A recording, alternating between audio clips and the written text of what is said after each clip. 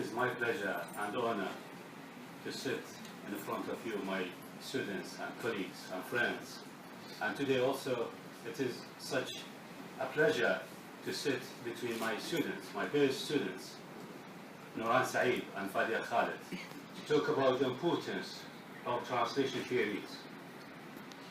And we have a question in our mind. Do we need a translation theory in order to translate? I think you don't need to know how the engine of your car works in order to drive your car. But if you know how the engine of your car works, I'm sure you're going to drive your car with self-confidence and free from fear and worries. The same holds true for translation theories. You don't need to know translation theories in order to translate.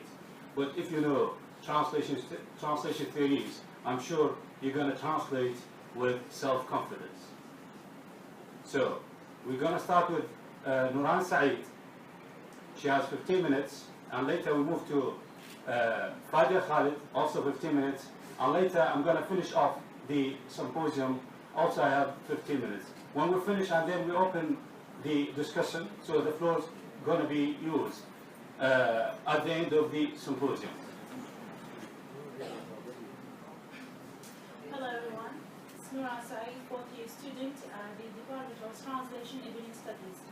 Today I'm going to talk about a very important and essential factor which plays a crucial role in the process of translation called the equivalence.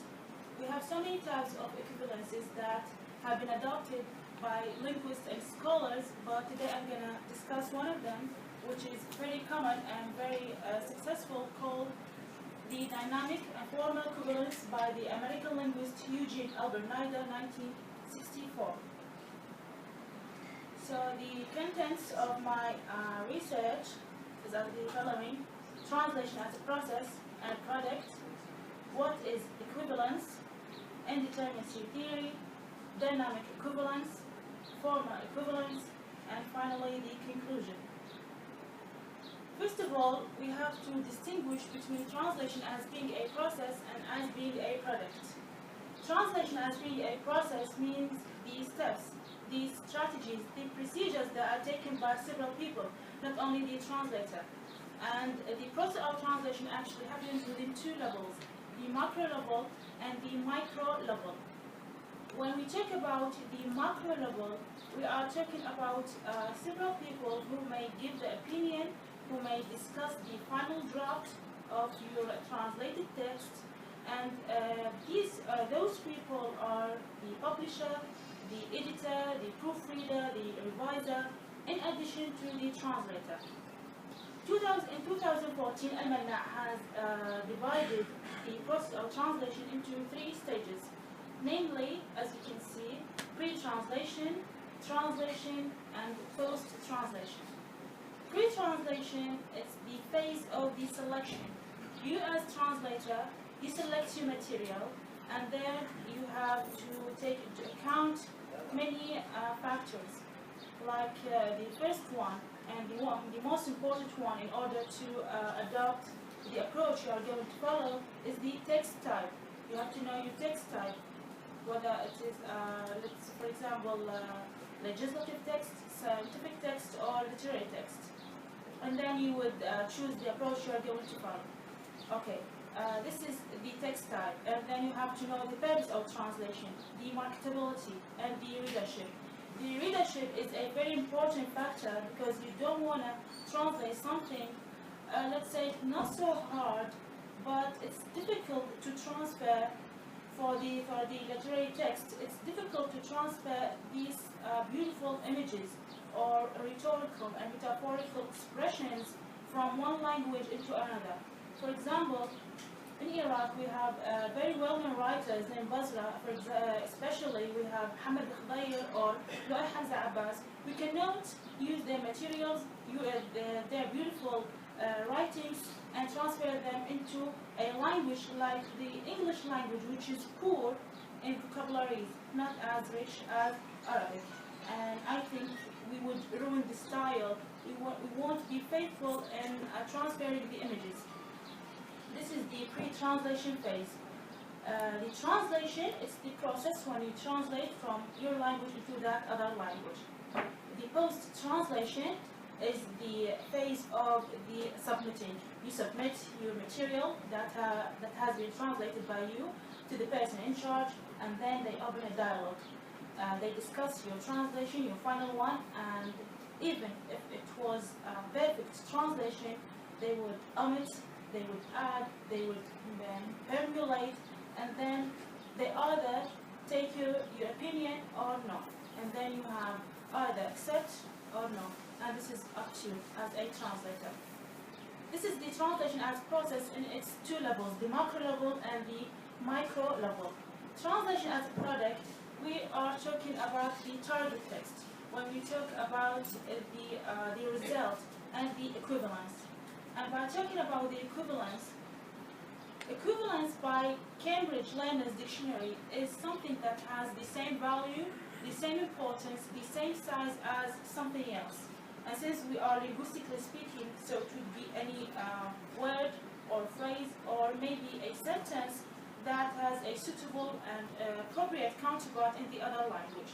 There are so many types of equivalences, but the notion equivalence itself caused heated controversy among scholars and linguists, because we have some of them call it equality, like Halverson 1997, and other call it adequacy, like Ivan Zohar 1975 and Tori 1995.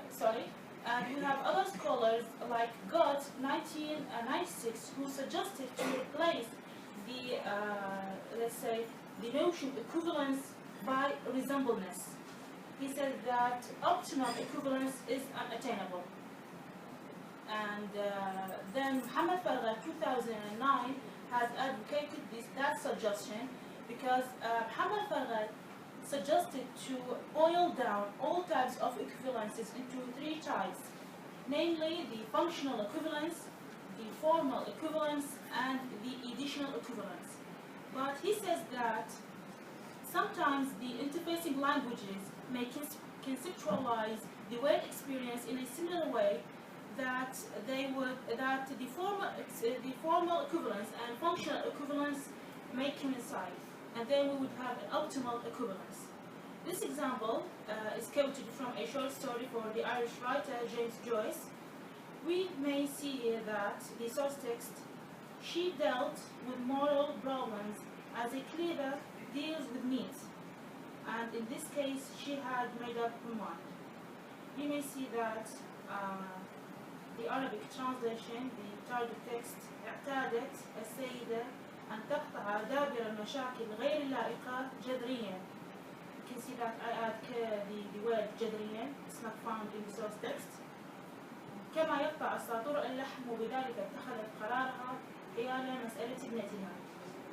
You may not found the word of a daughter in the source text, but I've read the whole short story and I have concluded that she is talking about her daughter.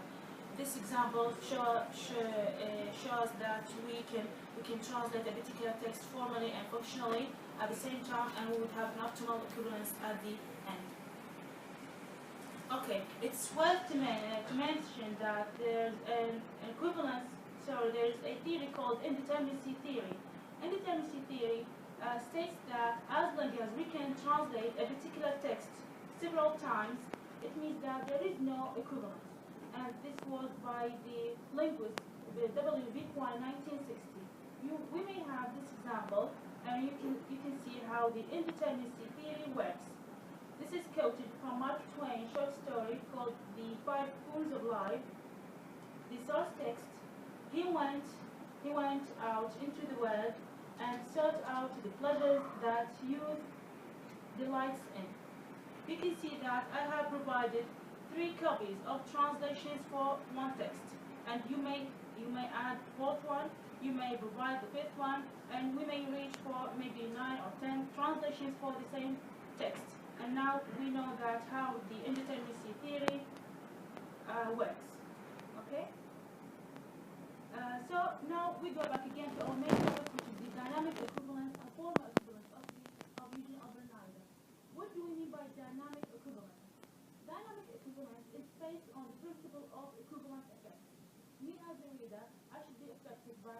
translated text as the source language. Text has been, the reader has been affected. And dynamic equivalence is all about meaning. It's all about transferring the implied meaning, the meaning meant by the source author, by the source text author. We are not so concerned with the grammatical constraints. We are not so concerned with the form and the content, but the dynamic equivalence make us freer from these grammatical forms and gives us the freedom to add, to omit, to permeate. But we cannot go far beyond these limits, because then that would be rewriting, as Chesterman referred to, and this is against the norms of translation. This is against the ethics of translation. Dynamic equivalence is quite similar to the cultural approach, when the translator needs to be inside the imposed culture. We may have this example to clarify the idea of cultural approach. This is quoted from the Iraqi novelist from his novel You may see that the first conversation is between two persons, and it is written in the dialect. The first thing we have to do is to transfer this dialect into a formal language.